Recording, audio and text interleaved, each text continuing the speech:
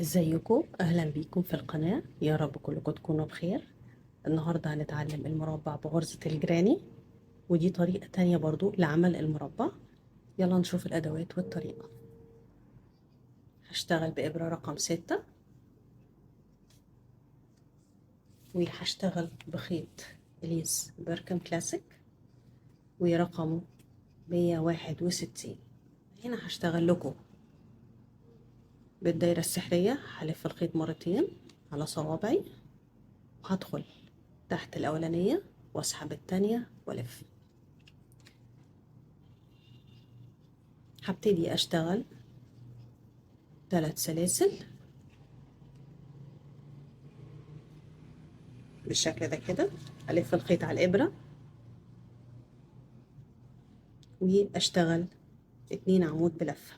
انا هنا هعتبر 3 سلسلة من ضمن العدد، لان غرزة الجراني بتتكون من مجموعة مكونة من 3 عمود بلفة، وعلى حسب عدد السلاسل اللي في النص اللي هتكون الزاوية بتاعة المربع.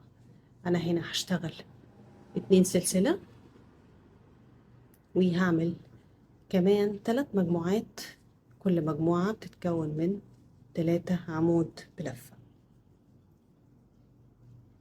ما بينهم سلسلتين علشان نبدأ نكون زوايا المربع بتاعتنا.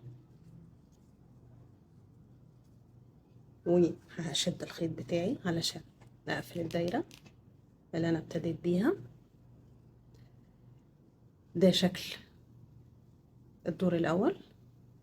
في عندي طريقتين، إن أنا علشان أعمل الزاوية أكمل سلسلتين وأقفل بغرزة منزلقة في 3 سلسلة، أو إن أنا أشتغل غرزة نص عمود. هتعمل نفس فكرة السلسلتين، لأن كده كده ارتفاع نص عمود هي سلسلتين. فأنا علشان أخليني دايما في الزاوية ومحتاجش إن أنا أعمل منزلقة عشان أنتقل من فراغ للتاني، هعمل غرزة نص عمود وأقفل بغرزة منزلقة في 3 سلسلة، اللي دايما هتخليني في نص الزاوية ومحتاجش ان انا اشتغل وامشي بمنزلقة واعدي كذا غرزة بالشكل ده كده. وهي مدية نفس فكرة السلسلتين الزاوية، فمش هتأثر ولا هتبان ان شكلها مختلف. هنا علشان ابتدي بقى الدور اللي بعده، هبتدي زاوية جديدة. هعمل 3 سلسلة، وجنبها هنا في الفراغ ده 2 عمود، يبقى المجموع عندي 3 عمود. علشان انتقل من الكورنر ده او الزاوية دي للزاوية دي، في ناس بتعمل سلسلة مسافة وفي ناس ما بتعملش سلسلة مسافة، بس هي الاساس السلسلة المسافة. ودي مع الوقت والنوع المشروع اللي انت بتشتغليه هتبدأي تعرفي امتى تحطي السلسلة وامتى ما تحطيهاش. هشتغل في الفراغ ده 3 عمود بلفة، 2 سلسلة، 3 عمود بلفة. وده الزاوية التانية بتاعة المربع بالشكل ده كده. هنا انا ما عملتش زاوية كاملة، انا هنا عملت نص زاوية اللي هي 3 عمود بلفة، او اللي هي 3 سلسلة اعتبرته اول عمود، كملته بعمودين، بعد كده سلسلة مسافة، بعد كده في الزاوية عملت 3 عمود بلفة، سلسلتين، 3 عمود بلفة.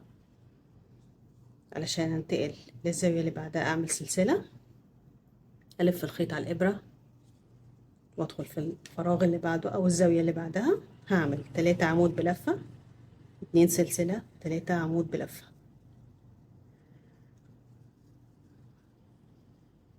وكده ابقى انا كونت الزاوية اللي بعد كده. بدأ شكلها يتضح شوية بشوية.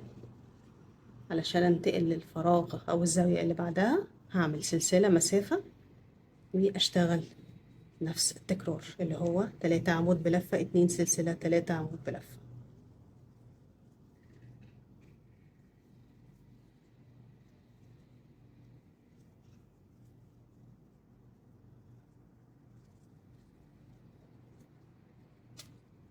كده اشتغل معاكم خطوة بخطوة بحيث تبقى كل خطوة باينة. هنا الزاوية الأخيرة عملت سلسلة مسافة، هشتغل هنا 3 عمود بلفة، وعندي اختيارين ان انا اشتغل سلسلتين واقفل بمنزلقة، بس ساعتها حاجة من الاتنين، هضطر ان انا اما ان انا الف الشغل علشان ابتدي اشتغل الدور الجديد، او ان انا امشي بمنزلقة لغاية ما اوصل للفراغ الجديد علشان ابتدي اشتغل بداية السطر بتاعي من الفراغ.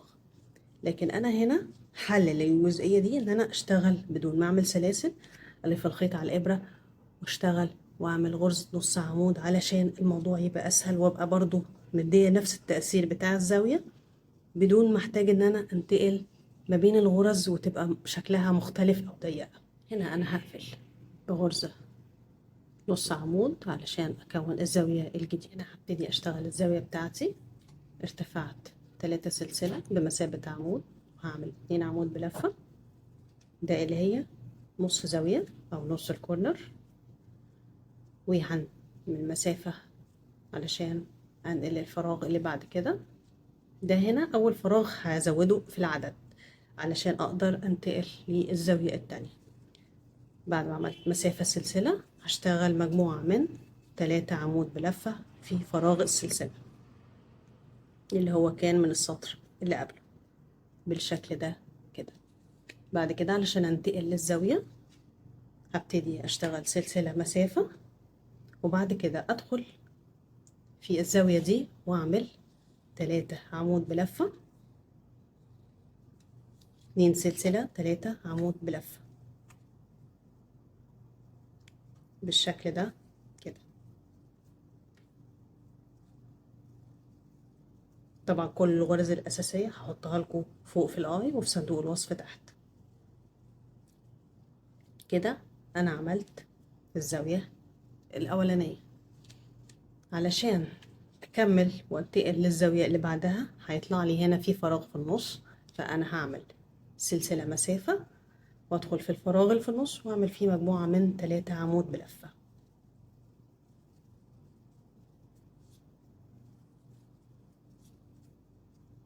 وبعد كده هوصل للفراغ، هعمل سلسلة مسافة وادخل اشتغل الفراغ بتاعي عادي اللي هو 3 عمود بلفة، 2 سلسلة، 3 عمود بلفة.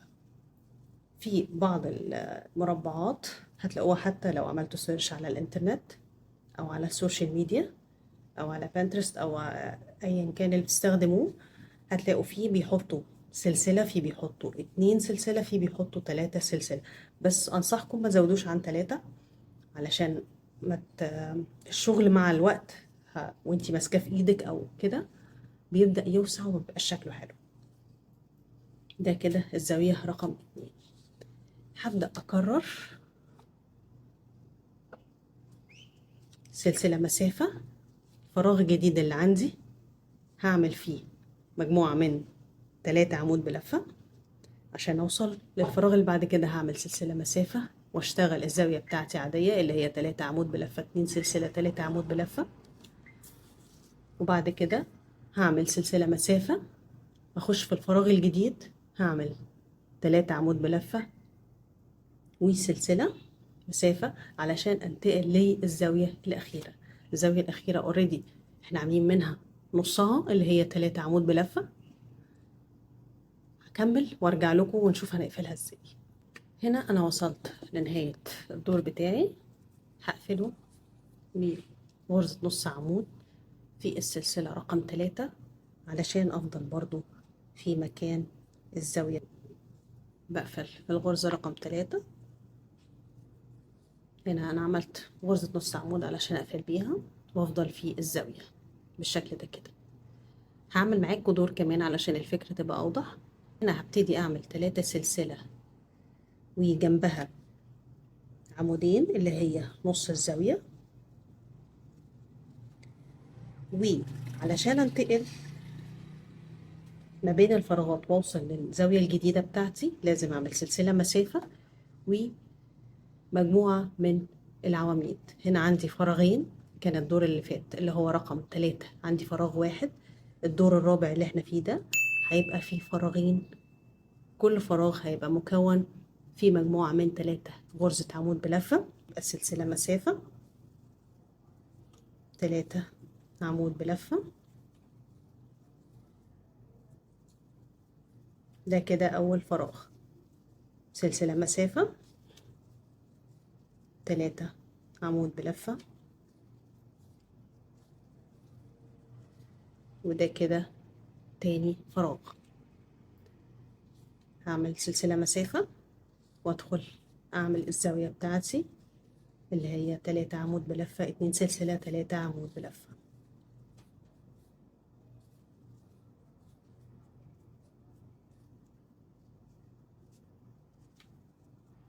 بالشكل ده كده. وهكرر نفس اللي عملته في اول ضلع، هكرره في بقية الاضلاع. يعني هنا مسافة سلسلة 3 عمود بلفة، مسافة سلسلة 3 عمود بلفة، مسافة سلسلة، واشتغل الزاوية بتاعتي اللي هي 3 عمود بلفة، 2 سلسلة 3 عمود بلفة. هكمل بقية الدور وارجع لكم نشوف انا وصلت للكورنر الاخير بتاعي، عملت 3 عمود بلفة. هنا ممكن اعمل سلسلتين واقفل لان ده اخر راوند هشرحه لكم. ولو انا هكمل اعمل غرزة نص عمود علشان افضل في الزاوية، ومحتاجش ان انا لو قفلت بسلسلتين انتقل بغرزة منزلقة، لان ساعات فكرة ان انا انتقل بغرزة منزلقة رغم انها كويسة في بعض المشروعات، الا ان هي بتضيق لي الغرز، وبعد كده بيبقى شكلها واضح في الشغل، ما بتبقاش يعني ايه حلوة قوي. فدلوقتي انا هقفل بسلسلتين ونقفل بغرزة منزلقة ونأمن الشغل ونقفل. او ان انا يعني في هيعملوا كده اللي هو هيقفلوا بغرزة منزلقة بالشكل ده كده ويأمن الخيط واطلع. في طريقة تانية اسهل ويعني بتبقى يعني اظرف شوية، ما بتعرفيش انتي قفلتي فين، او اللي يشوف شغلك يقول طب هي قفلت منين او عملت بداية منين. هوريكم دلوقتي. هقص الخيط بمسافة،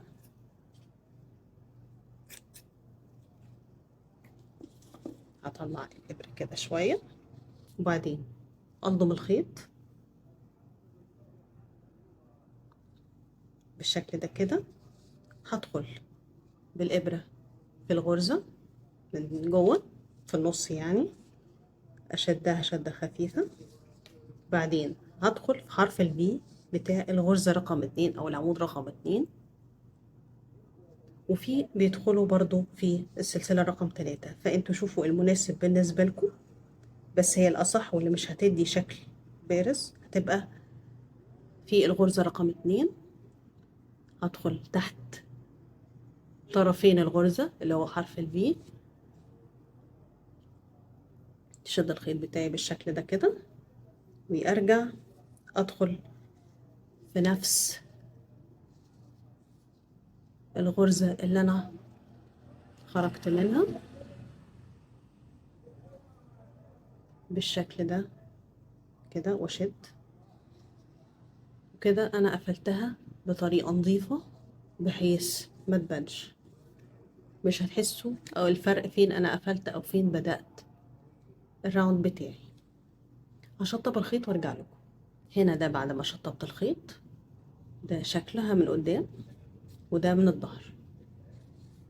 علشان نبدأ سطور جديدة هنشتغل في زاوية من الزوايا كده، شكلهم جنب بعض. العينة اللي انا عملتها الاولانية واللي انا اشتغلتها معاكم الفروقات بسيطة قوي فيها، لان ده خيط سميك وتخين، ده لأ ده وسط او ما بين الوسط والسميك. اتمنى الفيديو يكون بسيط وسهل وشرحه واضح. ما تنسوش تعملوا لايك وشير وسبسكرايب وتفعلوا جرس التنبيهات علشان يوصلكم كل جديد. اشوفكم الفيديو الجاي.